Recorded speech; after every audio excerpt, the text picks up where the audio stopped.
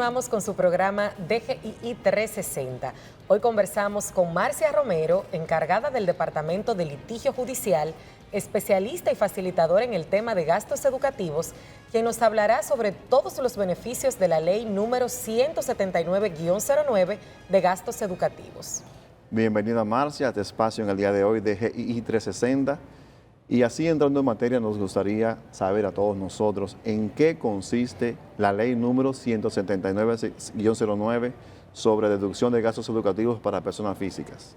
Bueno, para mí es un placer, gracias por la invitación, gracias por tomar en consideración para yo venir a desarrollar lo que me apasiona. Me encanta hablar de lo que son los tributos y la ley 179-09 básicamente es una norma que vino y, como dicen uno de los considerandos de esta normativa, vino como si fuese un alivio efectivo en materia tributaria. ¿Y por qué? Bueno, porque esta ley nos permite a nosotros poder presentar, nosotros las personas físicas, poder presentar gastos educativos que pudiéramos invertir, ya sea en mi persona, una maestría, un curso especializado de idiomas, o también a mis dependientes directos, mis hijos directos. Es una ley que realmente desde que se promulgó en el 2009 hemos disfrutado y hemos visto cómo la Dirección General de Impuestos Internos ha acreditado en provecho de las personas físicas un crédito, un alivio efectivo, como bien dice la norma. Qué bien, Marcia. Nos gustaría saber quiénes pueden acogerse específicamente a las facilidades de esta ley 179-09 y a partir de qué monto se aplica la retención al impuesto sobre la renta.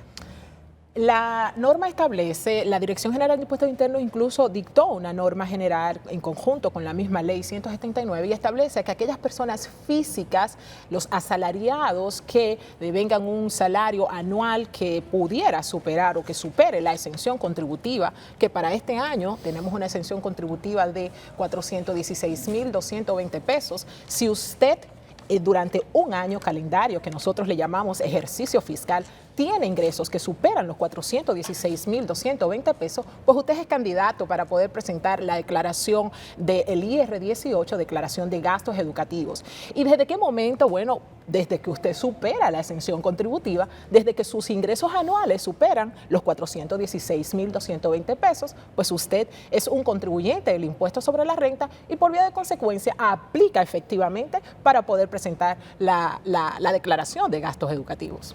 Marcia, mencionaste hace un momentito hijos directos. Háblanos un poquito más sobre esa parte. ¿A qué le llamamos hijos directos? ¿Tiene que ser esto mayor de edad o no mayor de edad? ¿Tiene que estar trabajando o no está trabajando? Danos un poquito más de información, por favor. Una pregunta muy interesante que me acabas de hacer.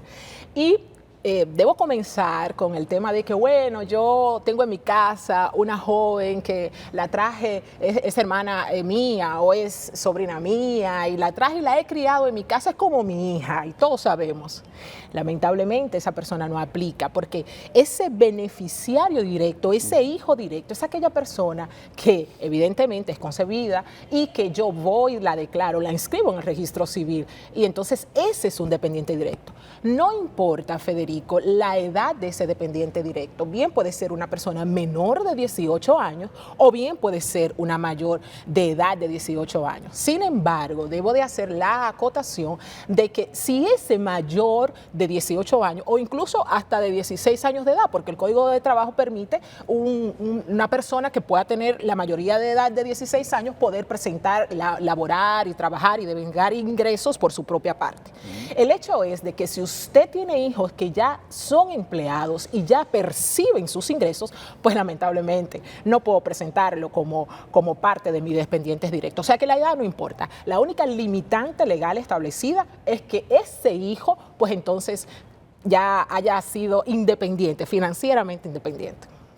Marcia, ¿qué pasa con esos ciudadanos que pudieran estar temporalmente desempleados? Si alguien está asumiendo algún gasto porque recibe ayuda de la familia, porque tiene unos ahorros, pero no tiene un empleo formal, ¿puede beneficiarse de esta ley? Y también tengo la inquietud, mencionábamos hijos directos, pero ¿qué pasa con mis gastos particulares? Las personas que no tienen hijos, o que tienen hijos, pero que también están en la universidad, que están en un curso especial, ¿qué pasa en estos casos?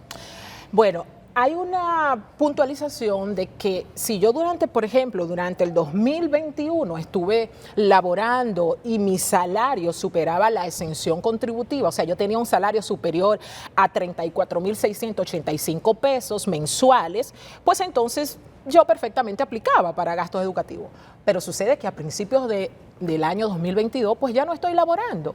La ley permite que yo pueda presentar los gastos de ese ejercicio fiscal anterior sin mayores inconvenientes. Pero vamos a poner el ejemplo de que yo en este año 2020 estaba laborando, pero dejé de laborar en mayo de 2022. Evidentemente, allí yo voy a tener que hacer una declaración ya a través del IR1, que es una declaración diferente a las declaraciones que hacen nuestros empleadores cuando somos asalariados, que son los responsables de hacer nuestras declaraciones, salvo la IR18 que la hacemos nosotros, y entonces la administración tributaria pudiera, si a ello diere lugar algún saldo a favor, pues la administración tributaria a través de algún depósito en cuenta bancaria o algún cheque pudiera devolver cuál crédito que pueda existir en el tema de los asalariados. O sea, la otra pregunta me dijiste de los dependientes directos. En el caso de que no se trate de un gasto educativo de un hijo, sino un gasto propio en la educación de ese adulto, ¿aplica? Sí, claro que sí. La maestría que usted pague para usted, esa especialización que usted realiza como profesional, un instituto de inglés, de idiomas, francés, cual que sea la formación que usted realice, pues entonces... Incluyendo conferencias. Tú sabes que hay muchos talleres que se venden como actividades formativas que son, digamos, capacitaciones cortas de varios días. Va a depender de la entidad que provea esa conferencia. Si es una entidad educativa y esa entidad educativa me puede proveer a mí un comprobante B01, que es un comprobante de crédito, pues perfectamente yo puedo presentarla como un gasto educativo. Pero si es una entidad que se dedica a otra actividad comercial que no es propiamente la actividad de educación, pues lamentablemente no podré presentarlo como gasto. Excelente, Marcia. Yo tengo dos preguntas en este momento. La primera es, por ejemplo, si yo voy a comprar útiles escolares, uniformes, libros, y me dirijo a una tienda X. Esa tienda X me emite un comprobante tipo B01, que es el de crédito fiscal. ¿Lo puedo reportar yo en la plataforma como gasto educativo o hay una condición especial para que sea aceptado ese gasto a través de la plataforma?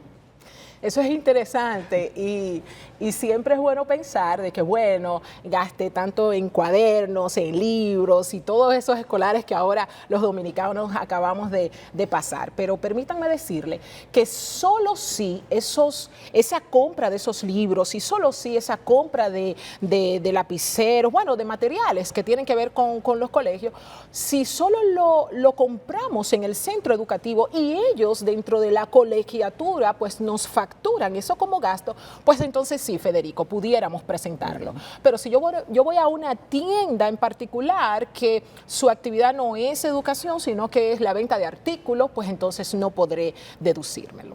Y en ese mismo tono, si yo tengo un crédito educativo, por ejemplo, que me prestan el dinero y yo quiero para pagar mis estudios a nivel de maestría, de grado o un doctorado, por ejemplo, ¿existe alguna condición para ser aceptado o no teniendo un crédito educativo?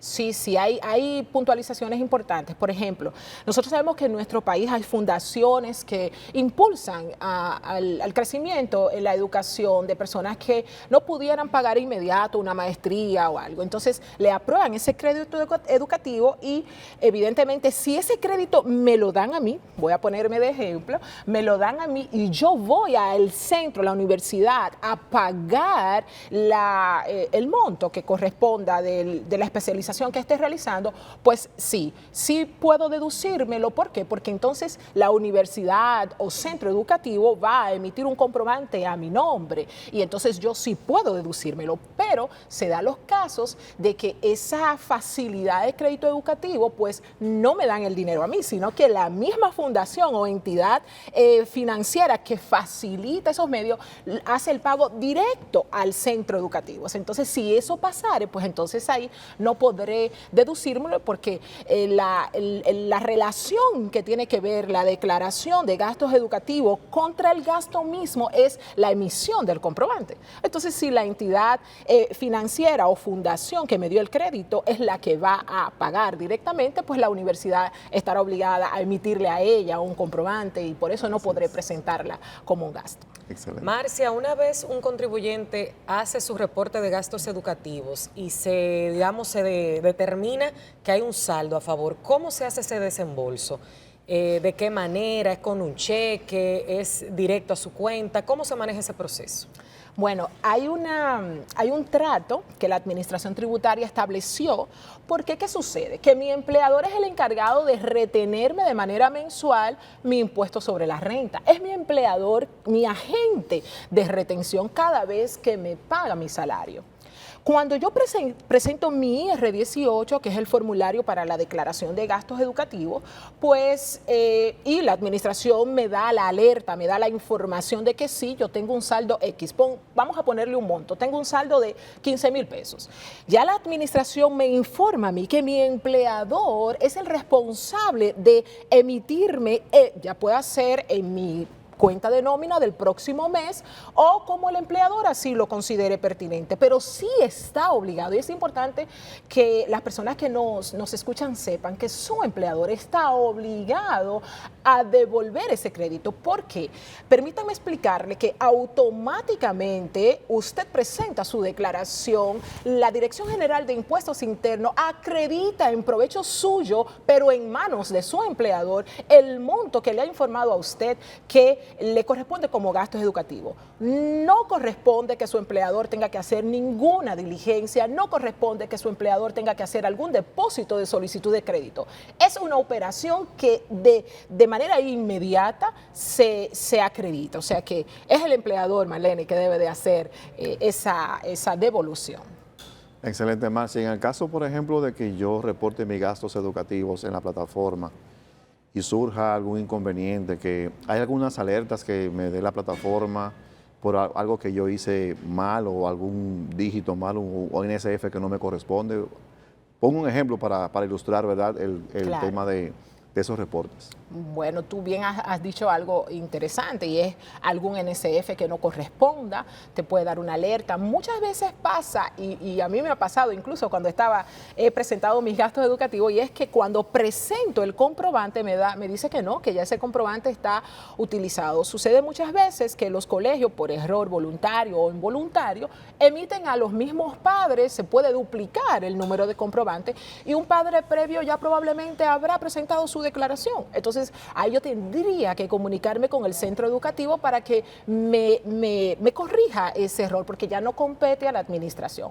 Otra alerta es si yo tengo algún RNC que no corresponde a un centro educativo, pues entonces puede allí también arrojar algunas alertas. Marcia, si yo durante el año no he tenido retenciones, ¿qué sucede en este caso? Bueno, lamentablemente no podrás acogerte a la ley de gastos educativos porque vamos a decir, la estrella de esta norma es que tú seas contribuyente del impuesto sobre la renta. Me queda una duda. Hemos hablado de personas asalariadas, pero en el caso de los microempresarios, personas que son autoempleadas, que tienen un pequeño negocio, ya sea como personas físicas o jurídicas, ¿también aplican para esta ley? Claro que sí. Tenemos los asalariados, tenemos los profesionales independientes y también tenemos las personas físicas que están acogidas al RST, el régimen simplificado de tributación. Esos profesionales independientes, pues ellos, a más tardar el último día laborable de febrero, deberán subir los comprobantes que sustentan sus gastos educativos, ya sea de ellos o de sus dependientes directos. Pero sabemos que el ejercicio fiscal de las personas físicas comprende desde enero a 31 de diciembre y que tienen, según la normativa, hasta el 31 de marzo para presentar su IR1.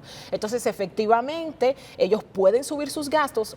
Ojo aquí, a más tardar el último día laborable del mes de febrero, independientemente de que usted tenga como plazo para presentar su declaración de IR1 hasta el 31 de marzo. Entonces es cuando usted sí puede presentar su IR1 sin mayores inconvenientes, y entonces allí, además de los gastos que usted pueda presentar propios de su actividad económica, o si no tienes gastos, también puede acogerse a la exención contributiva.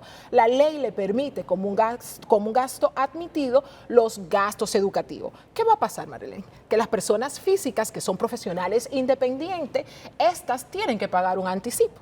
La norma establece que ellos durante el año deben de pagar 3 anticipos. ¿Qué ha dicho la ley 179-09? Que primero ese saldo a favor va a solventar esos anticipos que debes de pagar, y si quedare algún monto del crédito educativo, pues la administración tributaria perfectamente puede devolver, y está en toda la disposición, porque así lo establece la norma, de devolver ya sea mediante cheque o depósito. Ya eso es un formulario, solicitud que se realiza, Federico, y uno elige por qué método la Dirección General le devolverá. Para los que están acogidos al régimen simplificado de tributación, de igual forma sabemos que ellos tienen como fecha para presentar su declaración hasta el último día laborable del mes de febrero. Entonces, como este también es el último día para tú presentar tus gastos, para tú acogerlo, en el caso de los que están acogidos al RST, pues también tienen como fecha límite último día laborable del mes de febrero. Ya para terminar, Marcia, me surge otra pregunta. Supongamos que yo como contribuyente o declarante del impuesto sobre la renta, se me pasa la fecha que es el último día laborable del mes de febrero. Se pasó la fecha. ¿Puedo yo declarar después de fecha o no puedo? No, lamentablemente no vas a poder, porque ese panel de gastos educativos se habilita específicamente en ese periodo, y tenemos hasta el último día laborable del mes de febrero, salvo que por algunas consideraciones o circunstancias del momento, la Dirección General de Impuestos Internos emita algún comunicado extendiendo esa fecha límite de presentación. Es la única forma en cómo pudieras. Aprovechamos esa inquietud para recordarle a todos los amigos televidentes la importancia de mantener siempre sus fechas, que aquí recordamos en la sección de noticias, para que no pierdan pues ningún plazo de hacer sus reportes. Hasta aquí nuestra entrevista con Marcia Romero. Agradecemos su presencia con nosotros. La verdad que ha sido muy grato y enriquecedor poder conversar con Marcia Romero, encargada del Departamento de Litigio Judicial, quien además es especialista y facilitadora de este tema de gastos educativos. Nos vamos a unos cortes comerciales y regresamos con más información sobre este interesante tema sobre gastos educativos en su programa de orientación tributaria DGII 360.